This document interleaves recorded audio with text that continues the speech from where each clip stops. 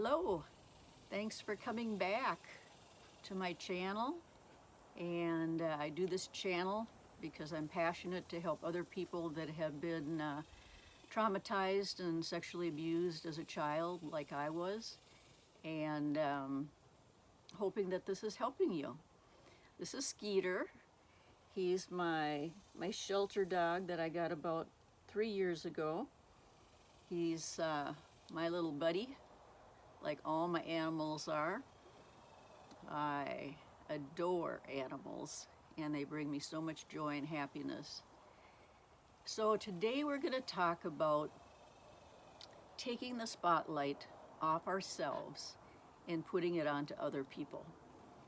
When I was in counseling with all the different problems I had from sexual abuse, about 70 out of 100 after effects I had, Dr. Nash said, "Marilyn, I want you to go out to a mall and face your fear, regarding leaving the house." And he would have us all do these little assignments. And he says, and when you're out there, I want you to not be concentrating on yourself, but concentrating on the other people. And so Rick and I, we went out, and I was watching the people as they were eating and standing and walking and how they carried themselves. I was watching how comfortable they looked. Just, it was just amazing to get out of my own mind and all my problems and to focus on all these other people. And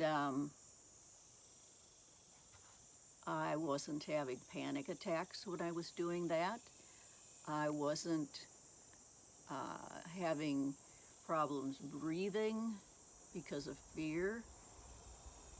All my problems sort of melted away because I wasn't engaged in everything that was wrong with me.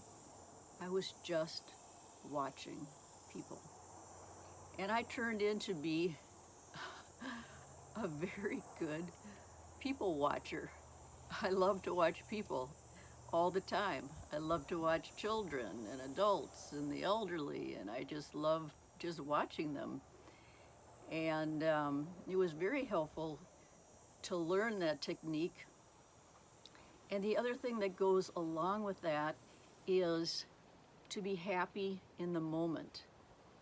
We sometimes say we'll be happy when everything is fixed, when everything is better. But for some of our situations, it takes a while. And so we can't wait to be happy down the road. We have to find joy and happiness right now. And so that's the second trick and tip that Dr. Nash gave us. Find something to be happy about. Like when I did leave the house and went to the mall and I did watch these people, then I should go out and buy myself something. A little piece of jewelry or some candy at the candy shop or whatever. Just to say, you did a good job. I'm proud of you. You faced your fear. You went out there. You did what you needed to do. And we're going to do it again and again and again until it gets easier. It's kind of like this video. I was terrified to do this video. Just terrified. And my first one was July 11th. And if you look back, you can see just how terrified I was. And now, I really look forward to it. So, just facing your fear at whatever it is that you want to do, and just doing it anyway, doing it afraid. There was a great tape years ago that I had from Joyce Myers, and it was Do It Afraid. And I learned a lot from that. And let's see, what's another? There's so many good tips and and tricks. They're all in my first book, Identifying and Healing Childhood Sexual Abuse. Eat healthy foods. That was another one. I tended to like brownies and Pepsi and, not the real nutritious foods. And when you have a lot of caffeine, whether it's in chocolate or sodas, that gets your body all hyped up and nervous. And like we've been talking about, the goal, so we don't have panic attacks, is to keep calm and comfortable. And so a lot of caffeine and chocolate just was not good for me back then. I can have a lot more now because I'm just doing so much better. But still, if I have too much, it'll keep me awake at night, and then I'm sorry that I did it. So eating, your fruits and your vegetables and your meat and potatoes and everything in the center of the supermarket, not so much, I take that back. It's all the things on the outside of the supermarket that are good for you. And more the inside is all the processed foods. And so just eat the good foods, morning, noon, and night. Don't skip meals. And that will keep your blood sugar more even, and you're going to stay calmer and more comfortable. And another one was to discover your passion in life. Well, that's important. Dr. Nash, I says, well, what's your passion in life? And he says, oh, I have a boat.